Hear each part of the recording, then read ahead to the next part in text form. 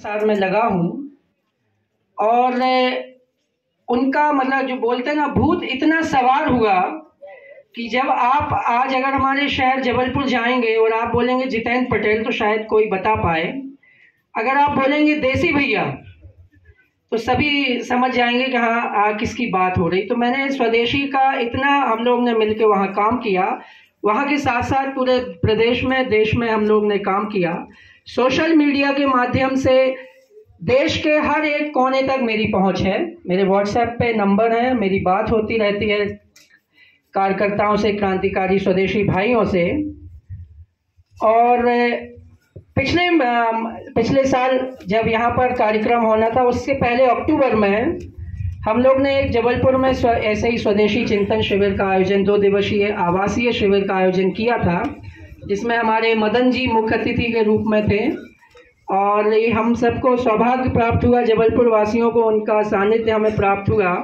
और सबसे बड़ी खुशी की बात कि मदन जी जो राजीव भाई के हनुमान कहे जाते हैं, उनके चरण हमारे घर में पड़े, पूरे परिवार के सदस्य उनसे मिले। और इन बातों के बाद मैं कुछ और भी कहना चाहूँगा, एक चौपाई के साथ मैं अपनी बात शुरू करूँगा। राम राम सबको कहे, दशरथ कहे न को, एक बार दशरथ कहे, कोटि यज्ञ फल होए। तो हम राजीव भाई बोलते हैं और हम साथ में राजीव भाई के माँ बाबूजी को भी प्रणाम करते हैं। और जितनी बार हम राजीव भाई का नाम लेते हैं उतनी ही बार हम माँ बाबूजी को भी याद करते हैं। तो इसका मतलब यह है कि हमें कई कोटि यज्ञों का हमें आशीर्वाद हमें प्राप्त होता रहता है। और माँ बाबूजी हर कार्यक्रम में जहाँ अगर कई इससे पहले स्वदेशी संकल्प यात्रा मदन जी के नेतृत्व में पूरे देश में चली, कोरोना के पहले, कोरोना आने से उसमें विराम लगा। बाबूजी माताजी हर कार्यक्रम में वहाँ पूरे देश में भ्रमण कर रहे थे।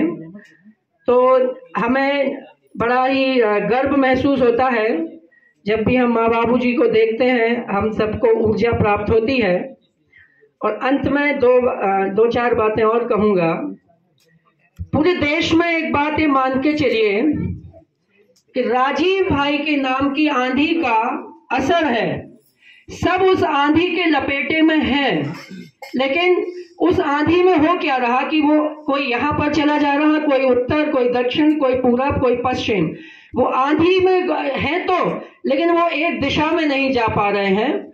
और मेरा शुरू से ही राजीव भाई को सुनने के बाद से ही मेरा ये दृढ़ संकल्प रहा और मेरा ये मानना रहा है कि वो क्रांति जो हमारे क्रांतिकारी अभी यहाँ वहाँ बिखरे पड़े हैं, वो सिर्फ और सिर्फ एक मोती की माला में तभी पिरोए जा सकते हैं जब वो सेवा ग्राम वर्धा से जुड़ेंगे, जो राजीव भाई की कर्मस्थली है। दूसरी बात और मैं कहना चाहूँगा कि जैसे कि राजीव भाई को सुनते हैं सब मन मुग्ध हो जाते हैं, उनको इतनी सच्चाइयाँ पता चल जाती हैं। और जब हमें कोई किसी चीज की सच्चाई पता चलती तो हमारे अंदर खलबली मचने लगती है। तो साथियों, मैं ऐसे में कहना चाहूंगा कि इस खलबली को अपने अंदर समा के रखिएगा। कुछ लोगों इस खलबली में कुछ अच्छे काम भी कर जाते हैं, कुछ लोग उन्हें जानने भी लगते हैं, बाद में उनको इतना घमंड हो जाता है कि अरे राजीव भाई कौन।